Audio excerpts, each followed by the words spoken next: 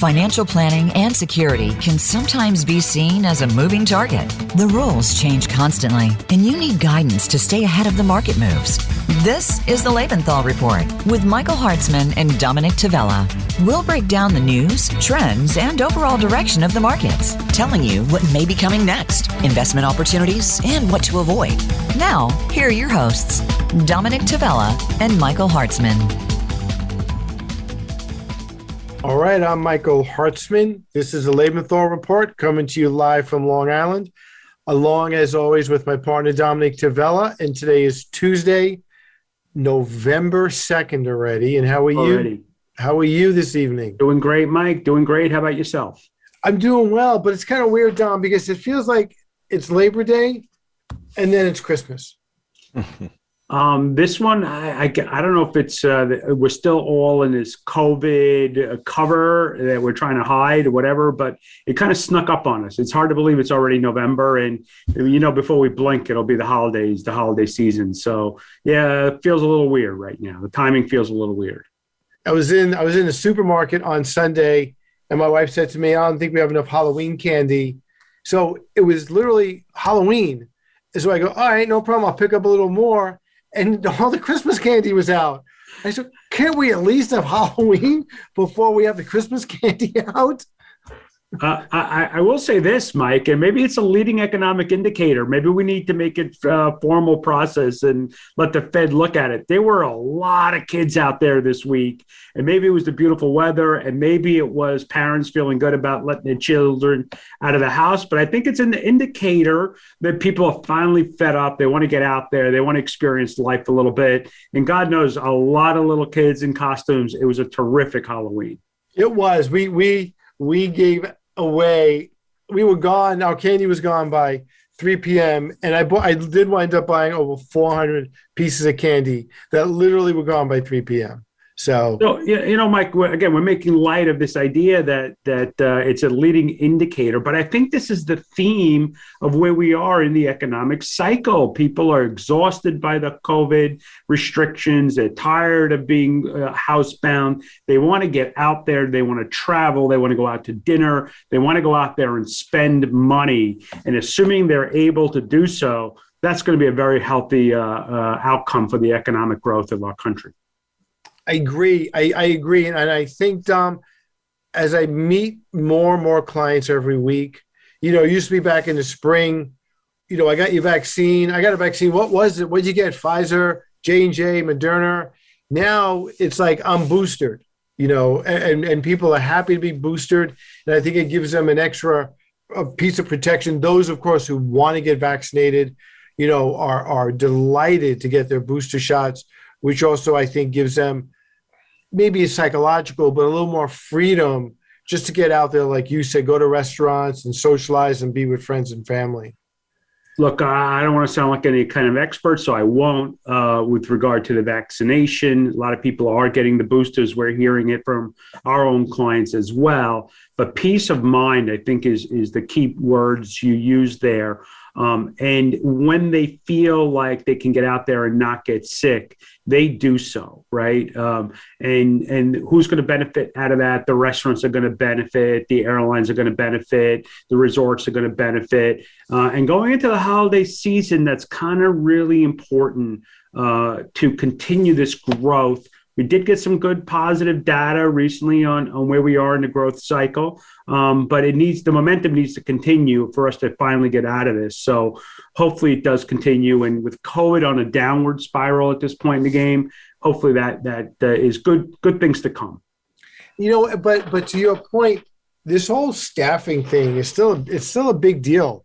There's a local restaurant that I go to, and there's a sign up and said, please be nice to the people who showed up, and he literally has his 3 kids working in there, and one of them is like 10, right? But this whole staffing thing really is a problem for a lot of, especially restaurants still. Look, the reality is that I'm confident in the ability of consumers to spend money.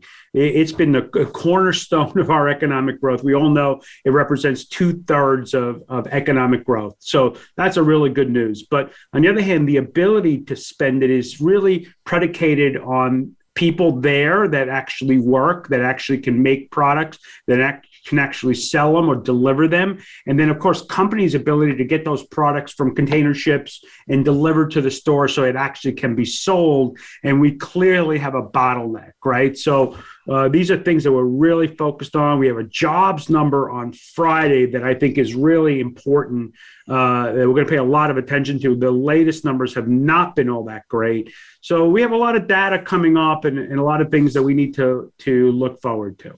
And the GDP number last week, we're definitely going to get to speak to with our guest. And the Fed's meeting, I think today was it yesterday? No, it's today and tomorrow. Today and tomorrow. Decision tomorrow. We expect a big decision here, Mike. It might frighten the markets. I'm hoping it doesn't. I don't think it will. But I think the Fed is finally ready to start the process of slowing down their bond buying program, their quantitative easing, and then eventually give us a timeline for raising interest rates. So this is a big meeting tomorrow, big announcement. Yeah, hopefully there are no surprises. So this evening's guest is Jim Kelleher. He's a CFA and Director of Research of Argus. Last week we had John Eade on, who is a president of Argus. They've become a great client, a great friend of ours. And he's got a bigger brain than we do, if I could speak for myself. So we're looking forward to his thoughts and comments on what we just talked about and other topics. So we'll be right back right after this breakdown. Are you paying federal taxes on your cash? I work hard for my money that I keep in cash. And for the life of me, I can't imagine why anyone would want to pay federal taxes on their cash. That's why I keep my cash in the Lebenthal Ultra Short Tax-Free Income Fund, symbol LETAX, le tax. Rates on cash are already so low, why pay federal taxes on the interest your cash earns? Remember, it's not what you earn, it's what you keep.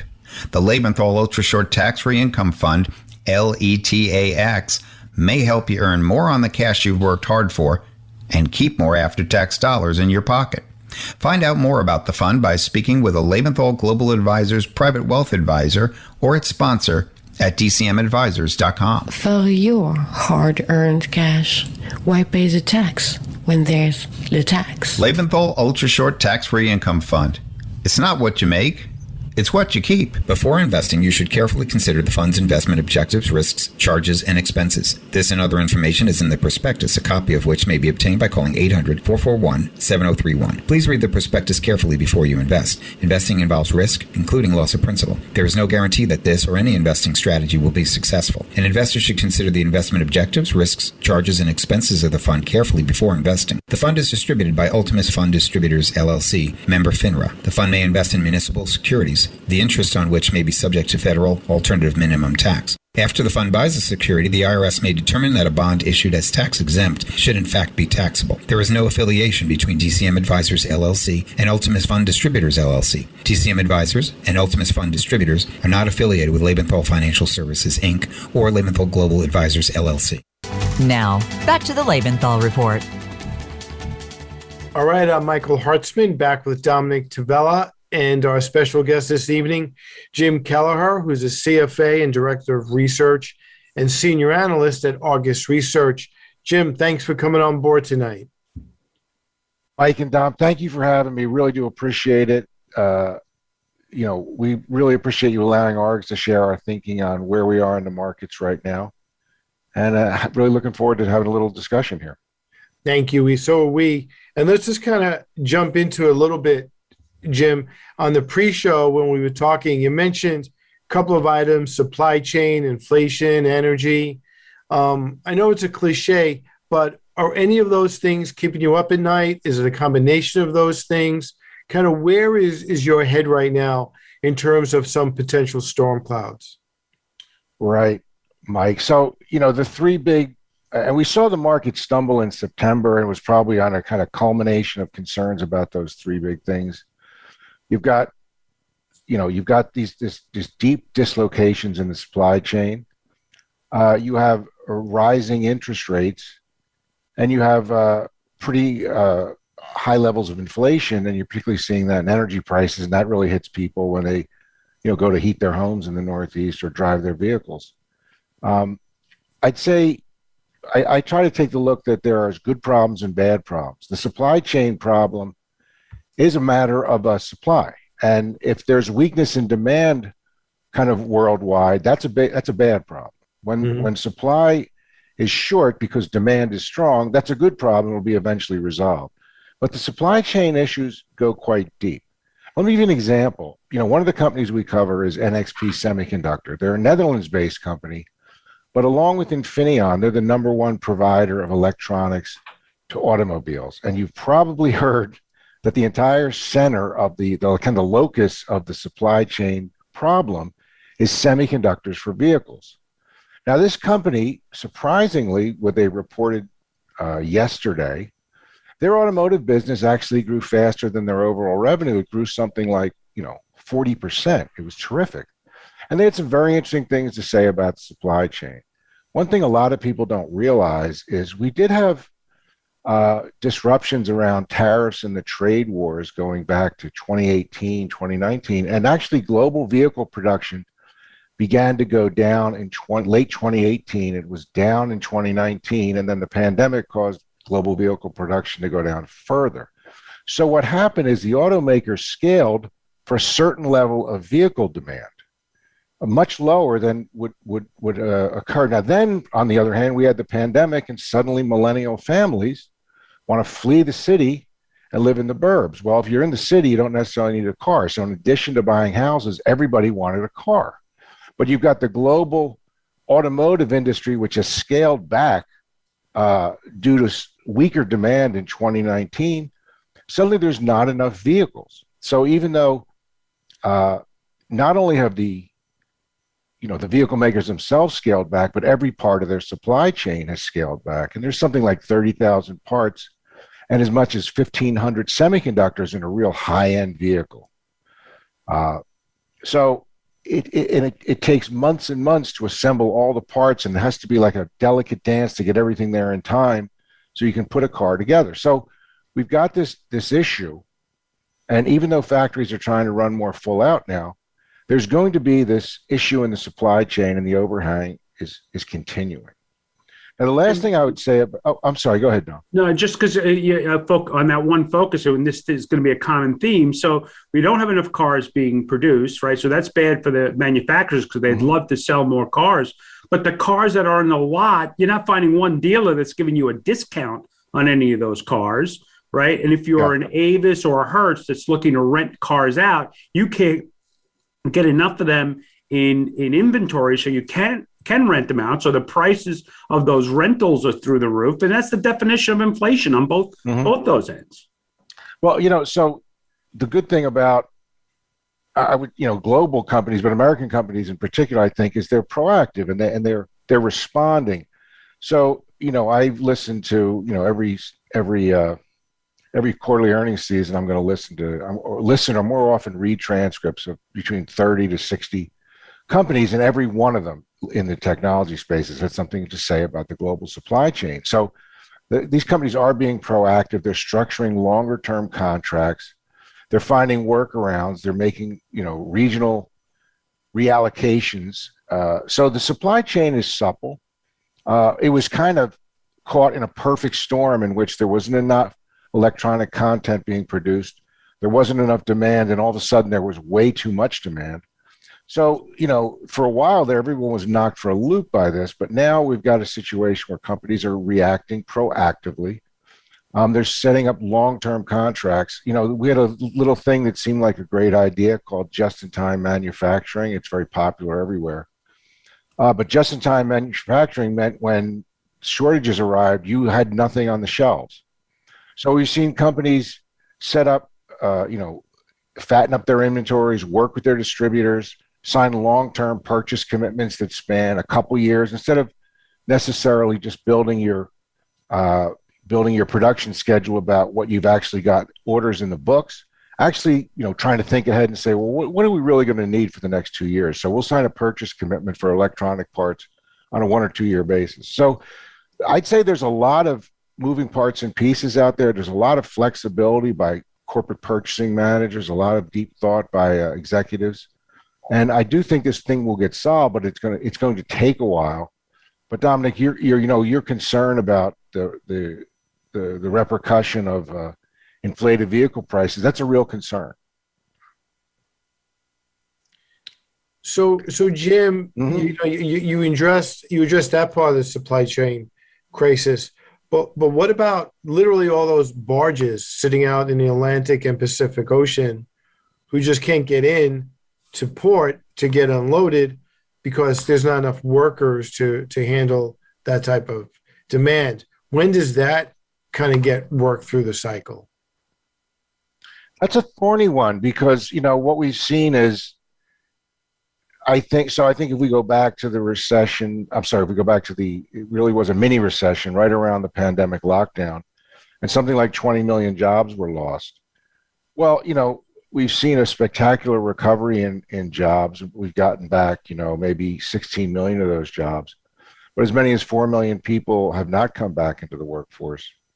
And, you can point to a variety of factors. First of all, there are, there's a bulge of aging baby boomers, and many of them were probably close to retirement, and a portion of those have elected not to go back to work. Maybe they're feeling a little medically vulnerable. Maybe they're a little tired of working for multiple decades.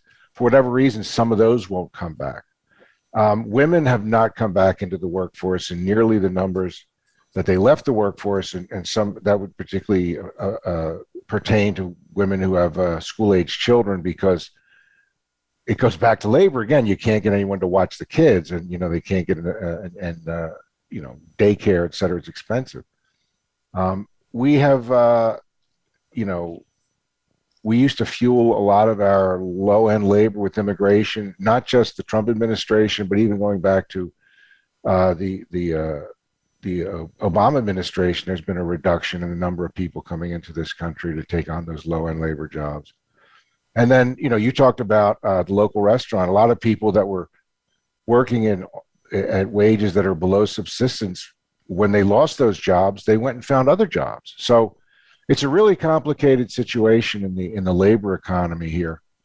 I'd say one upside is, we haven't had a lot of movement in hourly wages in recent years. And for the last two payroll reports, everyone is focused on the fact that non-farm payroll job creation missed the estimate, right? Instead of getting 700,000 jobs, we get 200. Instead of getting 500,000 jobs, we get 250,000. But what's a little bit overlooked there is the hike up in hourly wages. So the change in hourly wages, and hourly wages affects, 80, 90 million American workers, more than half the workforce. That's gone up at the greatest rate in over 20 years. It's gone up about 5-6% on an annual basis. So that's putting more money in the pockets of Americans. But I also think that's going to lure more people back into the workforce who maybe thought, I'm done. Maybe that's going to make, but that's going to take some time to work out. What we've seen is, whether these companies are Amazon, McDonald's, Walmart, they've all raised the wages, the hourly wages they pay employees. We haven't seen their income statements get crushed. We've seen a little pressure on their margins, but not terrible because there's so much business going on. It's really going to take a while. It's almost like the supply chain situation. Like, it's going to take a while for it to work out. And we may never really get back the labor numbers we had before. So people are going to have to learn to do a little more with labor productivity. As for those, specifically for those barges, from what I understand, Port of Long Beach, Port of Los Angeles, they're trying to work around the clock to get those barges landed and get rid of the inefficiencies there. But it's all going to, there's a lot of interconnected complications here between labor and the supply chain situation. So it will take some time to work out.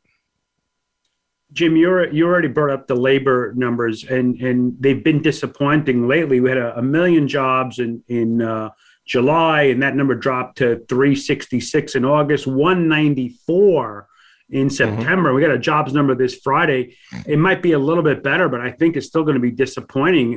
This trend line has not been good. Yeah, so you can see that with the unemployment rate coming down steadily, that means there's fewer people see themselves in the workforce. And I think, we're going to have to see an increase in productivity, kind of across the economy. And that doesn't mean, making a laborer carry 2 stacks of boxes instead of 1. It means, working smarter in the digital economy and trying to find ways to work there. But there's no easy solving. I do think, this is America. The greatest incentive to get somebody to come back to work is wages, and wages are going up. And that's a component of inflation. But Dom, to your point, consumers are 2/3 of the economy. The average hourly worker has been lagging the rate of inflation, the cost of living for multiple years. So that's a welcome. The welcome element here is that hourly workers are getting more money for doing what they're doing, and they will participate more in the economy. And, believing in capitalism, that's going to have a positive spiral effect as more and more people spend.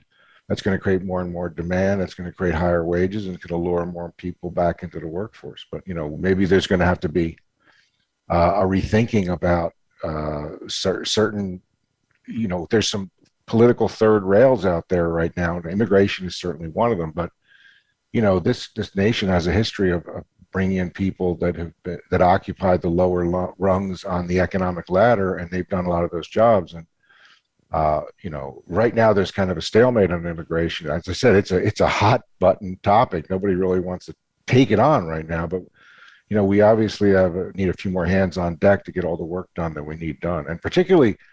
That is the most frequent thing that I hear out there. People can't get any restaurant staff anywhere. And I've seen those same signs.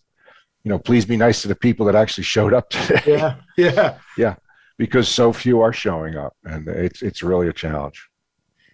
So, Jim, just to switch gears, last week we had your colleague, John Eade, on, the president of Argus, and we talked a little bit about the GDP.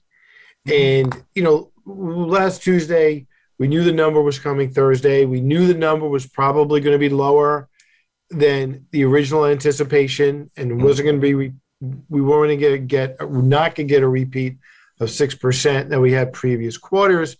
And John was spot on. He thought the number would come in between 2 and 3, and he said as long as it's not below 1, the market should be okay. So John really nailed that call. The GDP came in at 2%. Under normal circumstances, that's fine. So my question is, does that create a scenario now for the Fed that maybe the glass actually is half full? That if we're not having 6% growth, does that take a little pressure off the Fed in terms of inflation worries and in terms of them reacting immediately to inflation? I know they're meeting this week as well. Mm-hmm. So from my perspective, I kind of look at it as the glass is half full. But what's your take on that? Well, let me directly answer your question before I talk a little more about that GDP report, which there's a lot to unpack there. The first thing to keep in mind, I think, is that the change in GDP is quarter over quarter. Right. So when you have a really strong quarter, like the second quarter, where GDP, you had the first quarter GDP up 6%, second quarter up 6.5 for both. So the change from 2Q to 3Q is a pretty high bar. But now, the change from 3Q to 4Q is going to be a lower bar because we didn't get that good GDP growth. So the Fed could be back to that worry, in no time at all, because John is thinking we could get a number in the upper single digits, mid to upper single digits in terms of GDP growth in the fourth quarter. So let's try to figure out what went on with that third quarter number. And I think the key message to take away from third quarter GDP is that, so we're in a pandemic recovery, but the government-fueled or the government-funded phase of the pandemic recovery is over. So you recall under the Trump administration, we had 2 direct-to-consumer stimulus payments, a really generous one and then a smaller one in his final months. And then under the Biden administration, another very generous payout to consumers. And, particularly at the lower and the middle tiers of the economy, these were real dollars, big amounts, and they really, kind of propelled consumer spending forward. Now we have to see what comes next. We have to stand on our own. And even though 2% GDP growth is not great, it's really not that very much different than what we've seen for the past 2 decades. Right. And so when you look at the GDP growth, so of course at least two thirds of the economy is the consumer. So personal consumption expenditure is rising about 1.8%, and durable spending down over 20%. That's basically because no one can buy a car anymore, or a washing machine, or anything anything any big tickets item you want to buy. It's impossible to buy a house because they become so expensive. But we did see a 7% rise. So it's below the surface, there's a 7% rise in consumer spending on services. That tells you that people are getting on airplanes. They are going to hotels. They're getting back in restaurants. So that's a real important part of the economy. That, the comp has been really tough because we've had a white hot housing market and a white hot auto sector, and now both have cooled off. So the durable spending is down, but services spending is up. And what that tells you is that while parts of the country were shut down by the Delta variant, by that surge, other parts of the country are keeping going.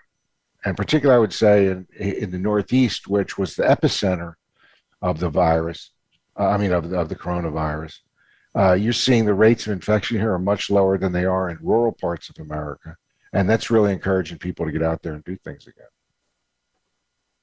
Dom, we're bumping up against a break. Do you want to squeeze in a question? Do you want to take a break now? I'll throw it out there because it'll lead into the next segment, and that's looking forward to certain sectors that I think are obvious we want to avoid, and certain sectors that are attractive, I think, over the next 3 to 6 months. So I'd love to start whittling this down a little bit and going, hey, maybe we don't need to be in this space, and maybe we should allocate some extra dollars in that space. And these are the reasons why, and help our clients understand why we're making the changes in the portfolios that we are.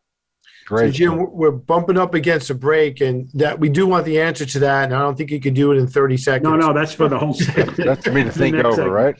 Right? So you mull that over for about 3-4 minutes, and we will be look at your crystal ball. Okay, is it that long? Is the break that long? Okay, we'll be right back after this break.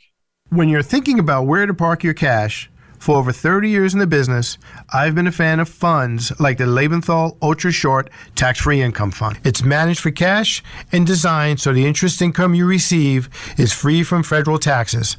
And who doesn't love paying less taxes? Mike, generating interest that's free from federal taxes is appealing, but I've been in this business for a long time, and people love the potential for more income on their hard-earned cash. Sorry, Dom, but the beauty of the fund is paying less taxes on cash. No, my friend, it's the potential for more income. Less taxes. More income. Less taxes. More income. Less for taxes. your cash. More income. Ask your advisor about the Lebenthal Ultra Short Tax-Free Income Fund. Less taxes. Or find out more at dcmadvisors.com. Well, Dom, one thing I know we agree on, it's not what you earn, it's what you keep. Lebenthal Ultra Short Tax-Free Income Fund. Symbol LETAX.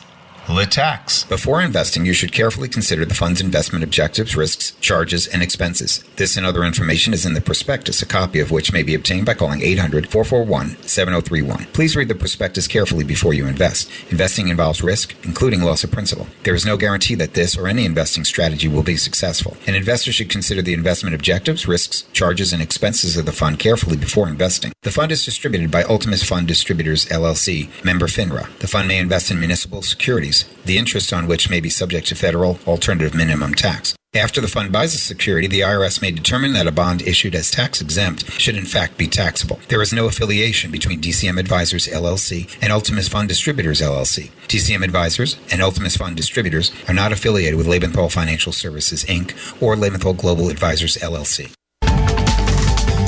Now, back to the Lebenthal Report. All right, I'm Michael Hartzman, back with Dominick Tavella, and our special guest this evening, Jim Kelleher. So, Dom, I'm going to throw it right back to you on the open. You asking Jim a great question about sector rotation. So why don't you just reiterate that and let Jim jump into that? Sure, Jim. So at the risk of repeating myself, there are some concerns about whether companies are going to be able to absorb some of these increases in their costs, and whether they'll actually be able to pass those costs on, or they might go suffer through one of these negative cycles. So I'd love to hear your thoughts on that in general. And then, of course, any specific sectors that you think there's opportunity there, and others that, hey, we may just want to avoid that for the short run. Sure, Dom. So let me start by saying, this has been a really interesting advance in the market in the year to date. If you were to look at the market last year, you'd see a real disconnect. You'd see that Wilshire large cap value stocks were down for the year. The S&P was up a few ticks. NASDAQ was up 20-some%. That was last year. This year, very interesting dispersion of returns. So we've seen between, say, the Russell 2000 small cap and the S&P 500, they're all up between 18 and 24% year to date. And in the middle, within that, you've got, Wilshire large cap growth, Wilshire large cap value, NASDAQ, Dow Jones Industrial Average, and the S&P 500 and the Russell 2000. So you've got, these guys are all walking in lockstep. You've got a broadly advancing market across these styles and sizes. And then in the sector level, you've got double-digit gains in every sector in the market. Again, a lot of times when the market is advancing in recent years, it's been led by, technology, communication services, and consumer discretionary. This year, every sector is up in double digits. You've got, with the one exception being consumer staples, because I think as people are kind of getting sick and tired of home cooking, so they're stepping out and getting restaurant meals, and it's a little different there. But every other sector has been up. So what we've seen in the market this year is kind of a tag team sector rotation. The market year started with the usual leadership in growth areas like technology and consumer discretionary and communication service, rather. But then we had a rotation into interest rate sensitive stocks like financial services, to wealth in the ground beneficiaries that, their assets go up in value in inflation environments like materials and like energy, and just cyclical areas like materials and industrial. So they ran into favor, and as interest rates went up, growth stocks went out of favor. But through the year, this tag team has been going on. So it's been, when you actually look at the market at the 10-month mark, where we are in terms of sector performance as of October, it's really hard. The clear leaders are energy and financial services, which are both rebound candidates from 2020. But after that, it's really a hodgepodge. There's some growth. Technology's up there, healthcare's up there, real estate's up there. They're all doing well. So it's a broadly diversified market. That's, and if you look at the market from a technical perspective, you've got this terrific breadth. Advanced decline line almost every day is hugely favoring advancers. At the same time, we've got so many high percentages of stocks trading above key trend lines, trading above their 200-day moving average, trading above the 100-day or the 50-day moving average. See, I guess my message is we have a broadly advancing market. So it's not any one sector has really broken your heart or let you down this year. But, there are still concerns out there. And, one area I would be a little wary about in terms of companies that do have, very high fixed to operate costs. Some industrial companies are going to be on the wrong side of this. One area that has really struggled, an area that's been a terrific area in the industrial sector, has been the defense stocks. And I think with the shift in administration, you're talking about spending on direct-to-consumer stimulus. You're talking about Build Back Better programs like child care and investments in schools. You're talking about a big infrastructure project, roads and bridges and telecom infrastructure. And there's a feeling the defense is going to get left out of the budget. So that's one area where at some point, Northrop and Lockheed are going to look like bargains, but they've struggled in this rising stock market environment. Another area I think you also need to think about. Well, we've come back to. We're not in the pandemic anymore, but what are we in exactly? Are we in a new normal or are we in the old normal? And in some ways, we're in a digitally transformed world. So the airlines are a good example. consumers could not wait to get on airlines and go visit friends and family. And I think you're going to see that a lot. It's exciting. Get out there and take a vacation if you didn't take one for several years. But what we're hearing is, and I hear this, and it's one reason why corporate earnings are so good, is when companies came out of the recession, came out of the pandemic, they didn't just resume all their spending. They have been layering the spending back on with thought and care. And that's one reason why earnings are so good, is because the costs have not come back fully. And one cost that has not come back fully has been business travel. So while we expect consumer travel to be strong, we're conducting this meeting virtually. I mean, everyone hearing this and, is also involved in Zoom calls or Microsoft Team calls or Google Meet or, GoToMeeting. We do a lot of GoToMeeting at my company. So I think you got to be careful what exactly is going to come back with the airlines. And that's similar. You want to watch your kind of spending across the consumer discretionary sector. I think restaurants are going to do fine. Hotels, it's going to be a mixed bag if they don't get the business traveler back. But I would be wary about some areas where there's a high fixed cost investment because they're paying a little bit more for everything. Cost pass-alongs will be a key part of it. Some of the companies I follow have succeeded in passing along costs. They've announced price hikes. We don't know if they're going to stick. I think the fact that this is a universal thing means they probably will more so than in the past. Now, another thing to think about is technology's been on this terrific multi-year run, but we all saw how technology stumbled when interest rates started to rise. The 10-year yield went from below 1% at the end of 2020 to something like 1.7% by March. Then it dropped down again, then it's come back up. And every time it goes up, the technology stocks stumble. That's going to be of a concern as we go forward.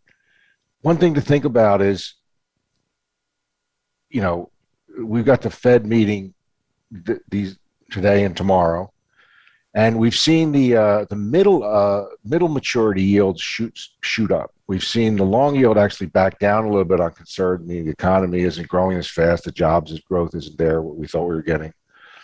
But the 2-year Treasury note moved to a yield of 0.5% from something like 0.3% a little more than a month ago. That's because there's a feeling that 2 years from now the Fed funds rate is going to be at 2%. There's been an acceleration. I'm sorry, going to be at 0.5%. There's been an acceleration in how the Fed is going to respond to this inflation scenario. So that's going to impact which stocks are in favor. If the Fed succeeds in tamping down inflation, that's going to create a different scenario for your sector bets. But right now, those are some themes I would think about. I would think about digital transformation in a way it erodes traditional business models in areas like airlines. I would think about inflation and the way it impacts companies with a high fixed costs, and those with variable costs will probably do a little better here. And then the other area I would be a little concerned about would be healthcare. Mm-hmm. Healthcare had absolutely heroic a year and a half where it just absolutely performed miracles. Big parts of the healthcare sector were left behind because elective surgeries were all deferred, and some of that's come back. But it does seem like the investor momentum towards healthcare has waned a little bit, and that sector's come off a bit. I was going to ask you a question about energy, but let me follow up on healthcare. Healthcare is a lot of different parts of healthcare. There's research, there's hospitals, there's rehab centers, drugs. Which part of healthcare are you concerned about, and other parts of healthcare are you still a little bullish on? I think digital enablers in the healthcare space. Healthcare has been notoriously inefficient with its record keeping and old-fashioned doctors and whatnot. It's coming around, but I think if we're ever going to get a handle on healthcare costs and healthcare cost inflation, it's going to be by enabling better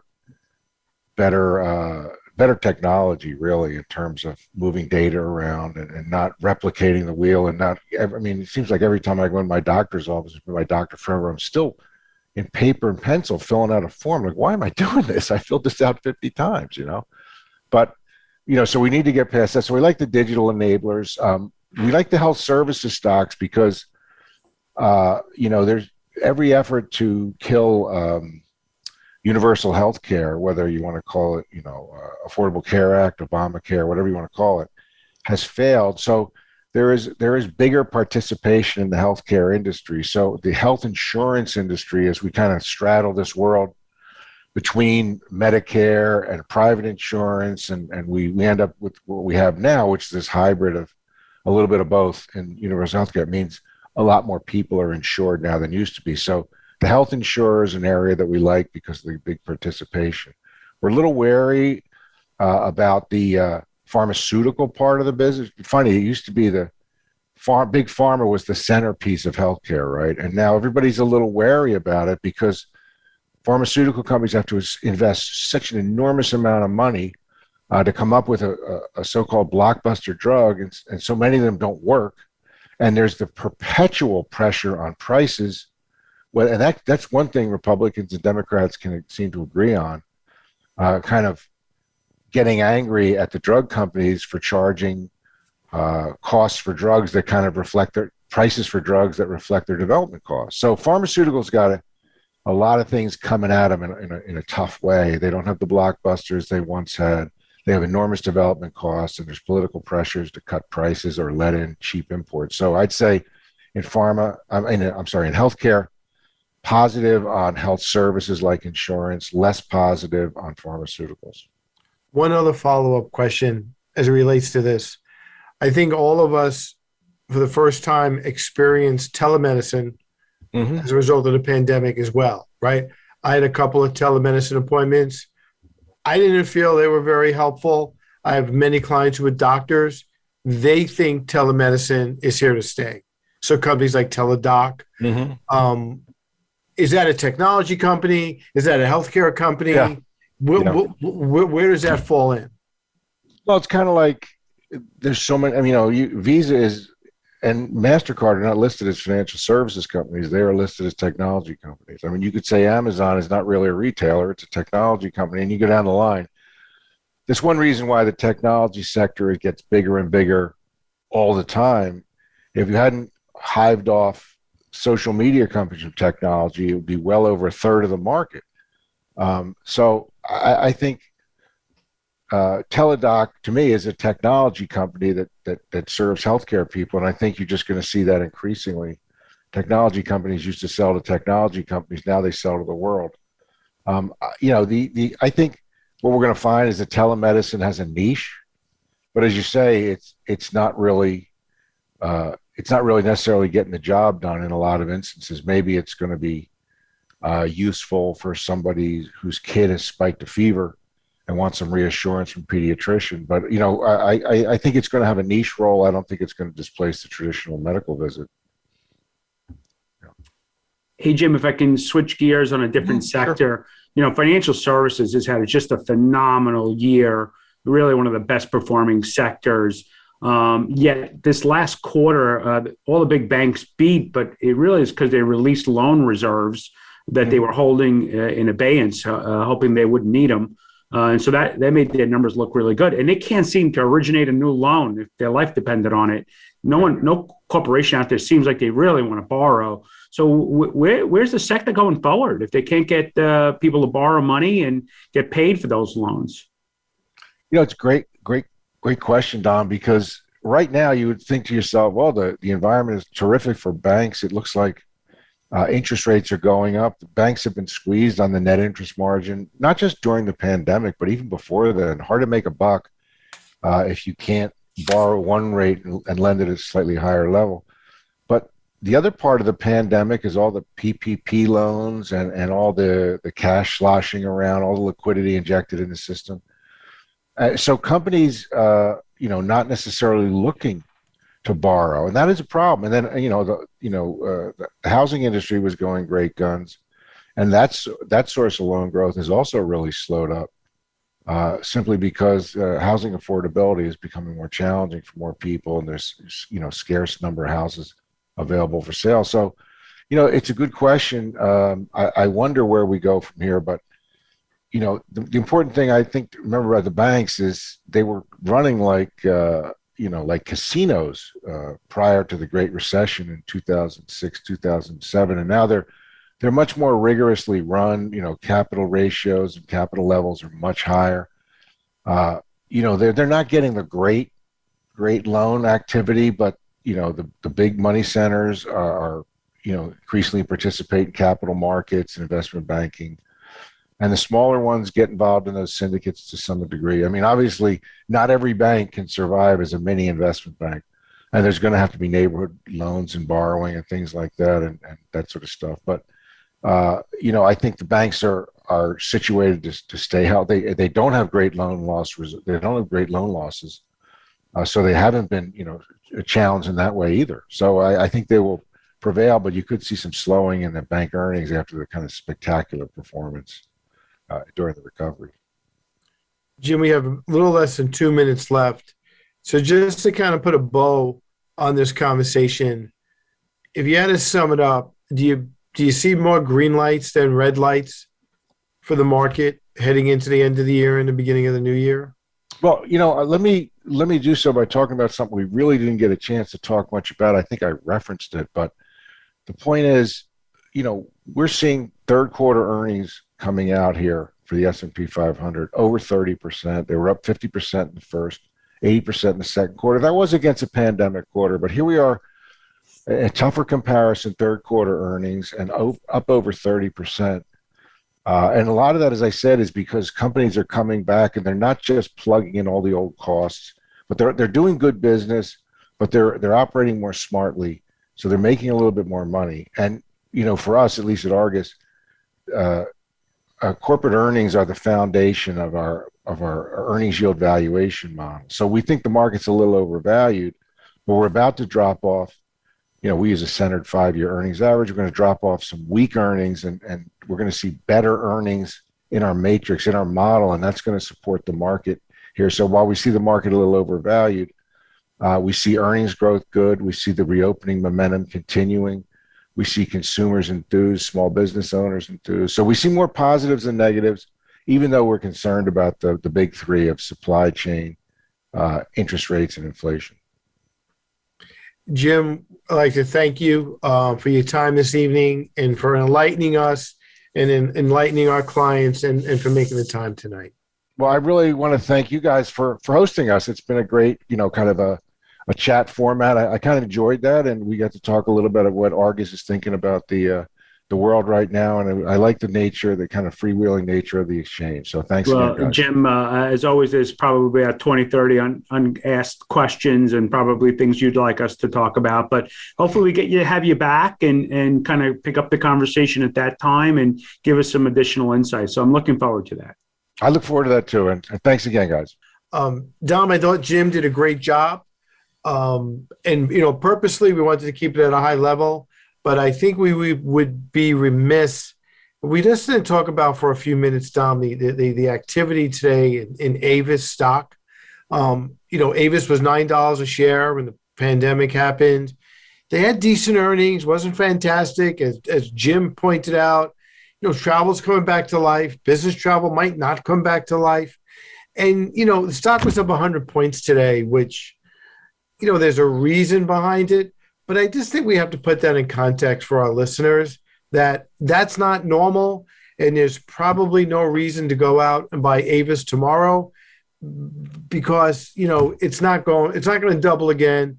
It's probably not going to go up 100 points again. And if it does, as I said, it's an anomaly. It's not normal. Yeah, so 2 quick points on that, Mike. The earnings were pretty good for the very reason we discussed with Jim. They had a limited number of cars, the cars they actually were renting out. They got a premium for renting those cars out. So the numbers came in way better than anybody expected because, hey, you want to rent a car, you're going to pay through the lungs to get that car, right? So good for Avis, good for Hertz and other companies like that. Not so good for the consumer.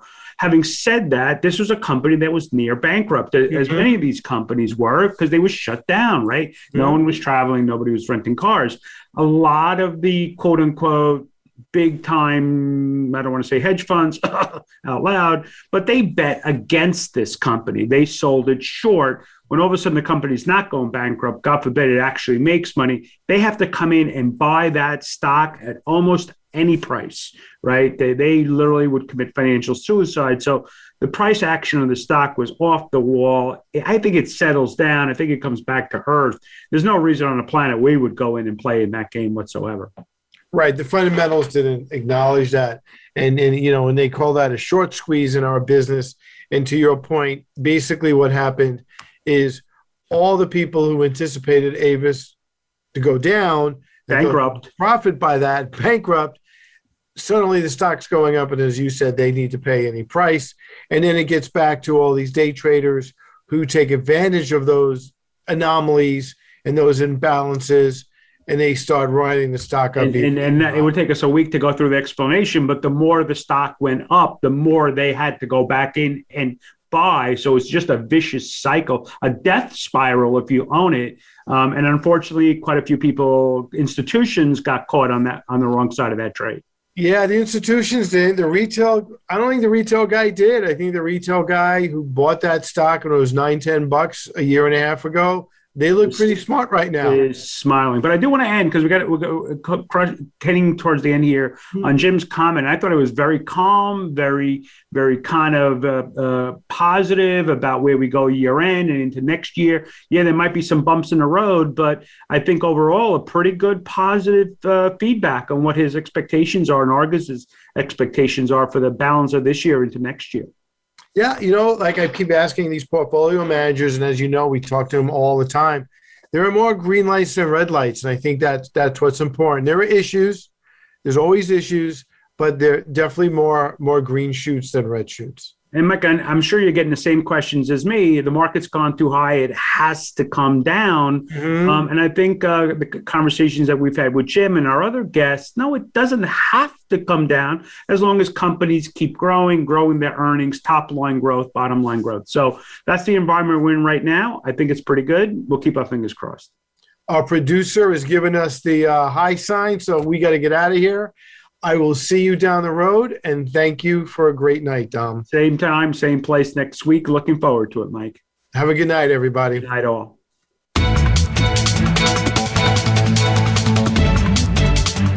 Thanks for tuning in to the Lebenthal Report.